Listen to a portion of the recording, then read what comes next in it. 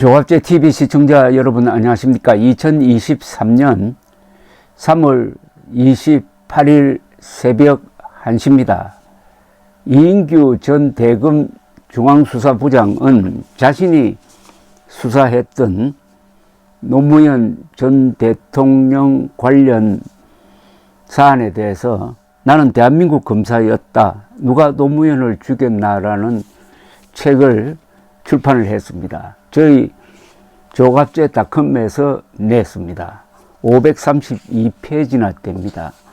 이 책의 뒷부분에는 부엉이 바위라는 장에서 노 전 대통령의 죽음에 대해서 자신의 생각을 이렇게 밝히고 있습니다. 노 전 대통령의 죽음은 안타까운 일이다. 그러나 전직 대통령으로서 절대로 해서는 안 될 선택이었다. 국민의 가슴에 지울 수 없는 상처를 남겼다. 잘못이 있으면 법정에서 당당히 재판을 받고 책임을 지는 모습을 보였어야 한다. 건전한 사회라면 후세를 위해서도 그의 죽음을 미화해서는 안 된다. 스스로 목숨을 끊는 것은 책임을 지는 것이 아니라 회피하는 것이다. 선진국에서는 수사받던 피의자가 자살하면 자신의 죄를 인정하고 죽음을 택한 것으로 생각하는데 반해 우리나라에서는 유무죄와 상관없이 극단적 선택을 한 피의자를 일단 동정부터 하고 보는 경향이 있다. 노 전 대통령은 왜 스스로 부엉이 바위에서 뛰어내려 생을 마감하는 선택을 했을까? 그는 다음과 같은 뉴스를 남겼다. 노무현 전 대통령이 2009년 5월 23일 새벽에 PC에 남긴 뉴스입니다. 너무 많은 사람들에게 신세를 졌다. 나로 말미암아 여러 사람이 받은 고통이 너무 크다. 앞으로 받을 고통도 헤아릴 수가 없다. 여생도 남에게 짐이 될 일밖에 없다. 건강이 좋지 않아서 아무것도 할 수 없다. 책을 읽을 수도 쓸 수도 없다. 너무 슬퍼하지 마라. 삶과 죽음이 모두 자연의 한 조각 아니겠는가. 미안해하지 마라. 누구도 원망하지 마라. 운명이다. 화장해라. 그리고 집 가까운 곳에 아주 작은 비석 하나만 남겨라. 오래된 생각이다. 이 유서는 참 담백한 글입니다.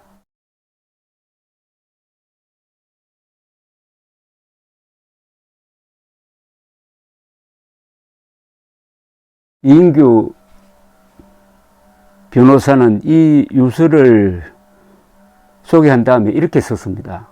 유서에 미안해하지 마라. 누구도 원망하지 마라. 운명이다라고 적은 것으로 보아 주변 사람들에 대한 원망이나 검찰 수사에 대한 억울함, 분노보다는 검찰 수사 시작 후 측근들이 겪고 있는 고통에 대한 미안함, 재판 등 앞으로 자신에게 다가올 고통, 나쁜 건강 상태, 미래에 대한 희망 없음 등으로 스스로 삶을 마감한 것으로 보인다. 그러나 유서 내용만으로는 극단적 선택을 한 구체적인 이유를 알 수 없다라고 하면서 그 뒤에 이렇게 헤어나올 수 없는 수렁이라는 중간 제목을 붙여가지고 극단적 선택을 할 당시 노무현 전 대통령이 처했던 상황을 되돌아보자 라고 쭉 기술을 했습니다. 이 책의 질문은 누가 노무현을 죽였나인데 그 대답은 이 책을 읽어보면은 뭐 자연스럽게 낼 수가 있습니다. 그러나 사실은 이 질문은 누가 노무현을 죽였나라는 질문은 문법상으로는 타당하지 않죠. 노무현은 전 대통령은 자살을 했습니다. 자살이라는 말을 한자로 쓰면은 스스로를 죽인다는 뜻입니다. 그렇습니다. 노무현을 죽인 사람은 노무현입니다.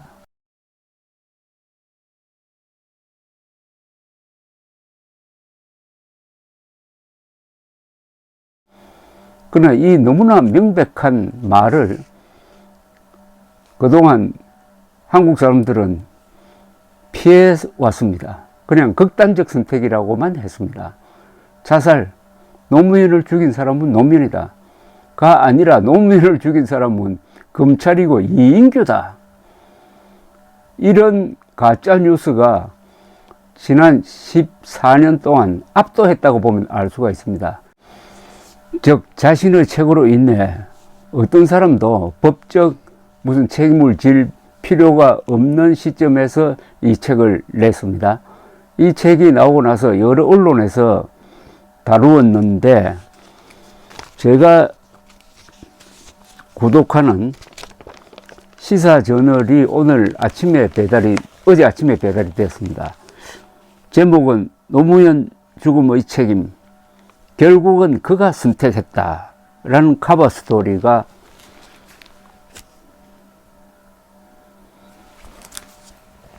이게 가장 정확한 이 책의 요약이고 가장 정확한 해답이라고 생각합니다. 누가 노무현을 죽였느냐? 결국은 그가 선택했다. 그런데 언론이 이 책과 관련해서 딱 부러지게 이렇게 평가를 해준 것은 이 시사저널이 유일합니다.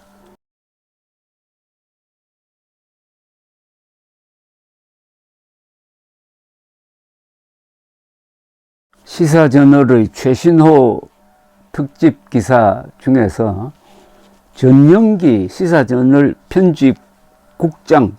편집국장이 맨 앞에 쓴 전영기의 과유불급이라는 칼럼이 가장 정확하게 이 사태의 본질을 짚었다고 생각이 됩니다. 칼럼의 제목은 신화가 된 노무현의 죽음 사실로 되돌려 놔야입니다. 제가 소개를 해드리겠습니다. 이인규 전 검사가 최근 쓴 책의 부제는 누가 노무현을 죽였냐이다. 노무현 전 대통령은 누가 죽이지 않았다. 스스로 죽었다. 노무현 죽음의 책임자는 본인이다. 2009년 5월 23일 노 전 대통령이 부엉이 바위에서 투신한 사건은 본인 책임 아래 자살이란 사실이 자명한데도 오랜 세월 동안 금기시 되다시피 했다. 사람들은 이 사실을 공공연히 이야기하기를 꺼렸다. 자살 대신 예를 표하듯 극단적 선택이라는 용어를 사용하곤 했다. 극단적 선택이라는 우회적이고 완곡한 어법은 본인은 아니겠지만은 자살을 마치 힘든 상황에서 우리가 받아들일 수 있는 어떤 하나의 가능성, 선택지의 하나인 것처럼 호도하는 효과가 있어 적절치 않다고 생각한다. 대통령의 자살을 오죽했으면 그랬겠는가 하는 관점에서만 바라보면 곤란하다. 어떤 한 시기에 사람들의 사랑을 가장 많이 받아 국가 최고 권력을 행사했으며 역사 기록에도 영원히 남을 대통령은 국민과 자라나는 아이들에게 결코 보여서는 안 될 금지 행위 목록 1번에 자살을 올려놔야 하지 않을까? 일반인도 그렇지만 특히 국가 지도자의 자살 금지 의식과 문화적 기풍은 인간 윤리나 사회 교육적 관점에서 더 엄중히 요청되어야 한다. 전대미문의 대통령 자살은 그 전에도 후에도 실체적, 이성적으로 파악하려는 노력이 적었다. 그보다 정치적, 정서적으로 표현하고 소비하는 경우가 많았다. 죽음의 원인이나 책임에 관해서는 지인, 측근, 친척, 가족이 저질렀던 부적절한 검정거래와 이에 대한 대통령의 관련 여부 같은 문제가 사실적으로 확인되고 사법적으로 판단받아 후세에 기록으로 남겨져야 했다. 그런데 예를 들어 노무현은 우리에게 별 의미가 없어졌으니 그를 기소하지도 말고 법정에도 세우지도 말자라는 당시의 주장은 현실 무대에서 노무현의 흔적을 빨리 지우기 위해 사실관계는 따지지 말자는 정치적 처리법이었다. 방향은 다르지만 비슷한 사례가 많았다. 그는 죽더라도 그의 시대가 추구했던 가치와 정책 의제들이 동반 사망하는 비극은 막아야 한다. 마지막 승부수는 남아있다. 한결에. 라거나 그가 역사에 기여할 수 있는 일이란 자신이 뿌린 환멸의 씨앗을 모두 거두어 장엄한 낙조 속으로 사라지는 것, 경향신문과 같은 것들이다. 한결의 경향신문 칼럼의 정치적, 문학적 과잉 표현들은 후에 노무현 죽음의 책임론으로 번지기도 했으니 글 쓰는 사람으로서 경계하게 된다. 노무현의 죽음 이후 그와 관련된 검정거래 문제는 아예 성역처럼 묻혀버렸다. 대신 그 전까지 패족의 나락에서 허우적대던 이른바 진보 세력이 한순간 반정과 재집권의 기회를 잡았다. 그들은 노무현의 죽음에 대한 국민적 슬픔을 검찰에 대한 분노로 전환시키는 데 성공했다. 그때부터 노무현 자살의 자기 책임론은 희석되고 검찰 책임, 보수 정권의 정치적 타살 같은 외부 책임론이 지배적 담론으로 확립되었다. 수사 책임자였던 이인규 전 검사가 보수파 정권이 들어서자 지배적 담론 뒤집기를 시도한 것은 정치적으로 영리한 일일 수 있다. 정치적 계산이야 어떻든 이를 계기로 노무현의 죽음에 대한 논의가 좀 더 공정하고 사실에 근거하며 생명 존중의 윤리적 기반 위에서 전개될 필요가 있음을 느낀다. 잘 쓴 글입니다. 전직 대통령이 수사를 받는 과정에서 자살했기에 검찰과 당시 정권의 책임론이 나온 것은 그럴 수 있다고 본다. 다만 일방 책임론이 과잉 정치화되어 자살 자체에 대한 인륜적 비판, 권력 부패의 실체 문제가 정발한 것은 유감이다. 사실의 반대는 거짓이 아니라 신화라는 말이 있다. 노무현 전 대통령은 공도 있고 과도 있는 역사 속 정치인이다. 노무현 신화는 그와 어울리지 않는다. 신화가 된 노무현의 죽음, 사실로 되돌려 놔야라는 제목에 어울리는 결론입니다.